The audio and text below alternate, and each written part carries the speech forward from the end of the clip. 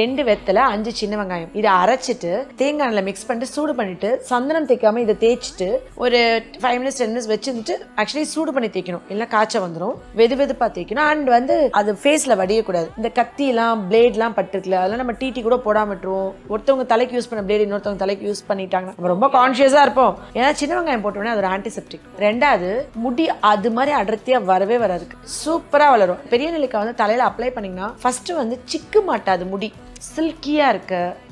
frizzy இல்லாம இருக்க அப்புறம் நம்மளோட முடி வந்துட்டு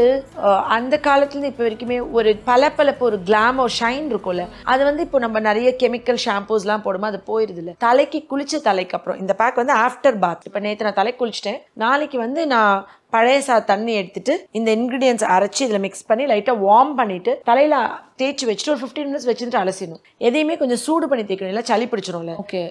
சின்ன வெங்காயம் நெல்லிக்காய் எல்லாமே குளிர்ச்சிங்கிறப்ப எல்லாமே குளிர்ச்சி நம்ம வந்துட்டு ஒழுங்கா நம்ம தலையை வந்துட்டு சூடு பண்ணாம தேய்ச்சிட்டோம்னா சைனஸ் வந்துடும் தலைவலி வந்துடும் லாங் டேர்ம் போடுறதுக்கு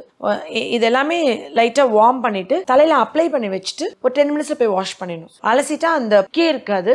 இதுவும் பொடுகு வராது அண்ட் முடி வந்துட்டு வேர்ல இருந்து கடைசி வரைக்கும் ஒரே திக்னஸ் டென்சிட்டி மெயின்டைன் பண்றதுக்கு உதவும் இது வந்துட்டு ஆக்சுவலி ஒரு கைப்பிடி சின்ன வெங்காயம் ஒரு கைப்பிடி பெரிய நெல்லிக்காய் ஒரு கைப்பிடி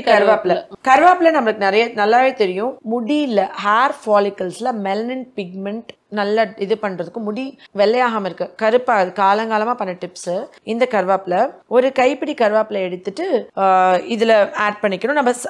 சாப்பிடவும் செய்யலாம் கருவேப்பிலை வந்து என்ன பண்ணணும்னா நம்ம தலையில வந்துட்டு இதுவும் ஃபங்கஸ் வளராம இருக்கிறதுக்கு ஸ்பிளிட்டன்ஸ் வராம இருக்கு அப்புறம் நம்ம இந்த முருங்கைக்கீரை ஒரு கைப்பிடி முருங்கைக்கீரை எடுத்திருக்கேன்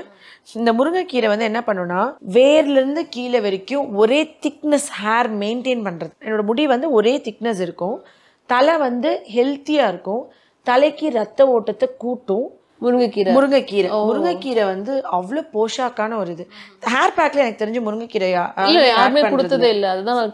ஆக்சுவலி முருங்கைக்கீரை ரெகுலரா ஆட் பண்ணி பாருங்களேன் உங்க முடி வந்துட்டு ட்ரையா இருக்காது அப்புறம் தலையில நிறைய எண்ணெய் பசை ஊறிட்டே இருக்குல்ல